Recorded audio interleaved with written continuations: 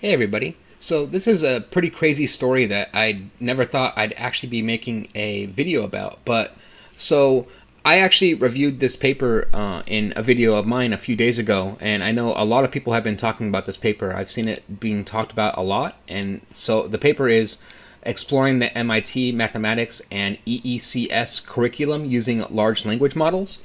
And then in this paper, they essentially cite that they can get GPT-4 to pass their MIT mathematics test by 100%.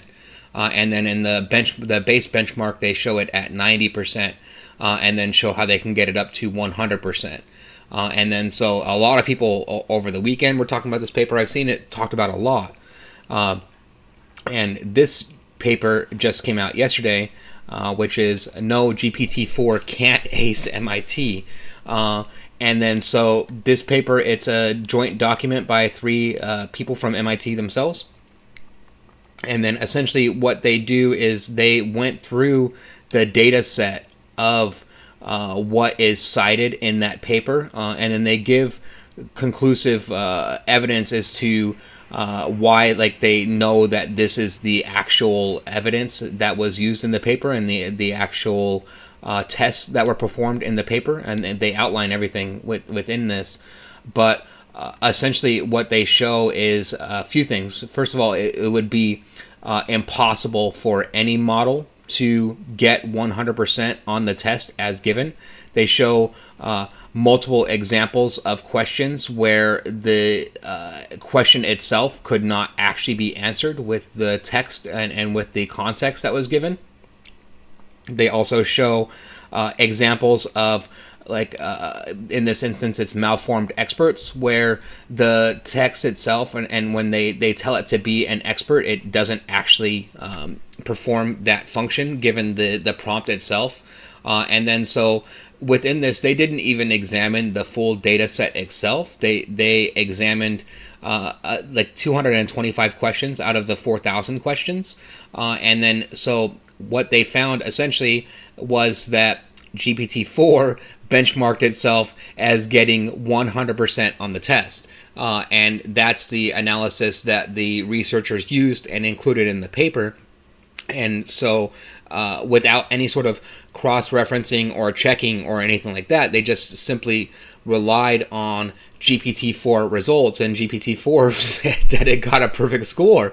So that's what they published. And I mean, we're going to see more and more big instances like this. I mean, to me, this is huge. This is as big and up there as with the lawyer that cited GPT-4 in an actual court case for a client. Like, when you're getting to these levels, it's you can't just rely on GPT-4, and that should be the protocol for anyone within this, is that if you're making major, significant, groundbreaking statements around technology, around anything at all, don't rely on an LLM model or an AI model to give you 100% accurate information. Like, do your actual job within it and cross-reference the evidence.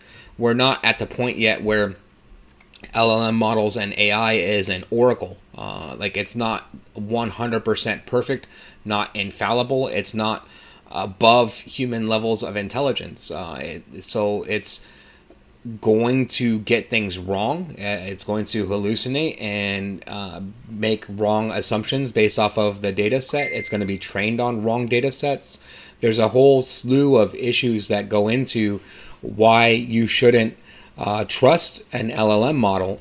But we're seeing more and more instances of people that obviously are in positions where they shouldn't be doing that, but they are. So it's going to be more and more of an issue. But I think this is a very interesting topic overall. I'll link this paper in the description to the video so anyone can read it. And it's flat out, the paper is just a complete call out of the MIT paper, and then showing it, and that essentially breaking down on several levels with inconclusive or very conclusive evidence that this particular paper was not cross-referenced and not checked, and that essentially ChatGPT said that it got a perfect score on the exam, and that's what the researchers went with the paper. So interesting stuff. If you like this kind of content, please like and subscribe. Thank you very much.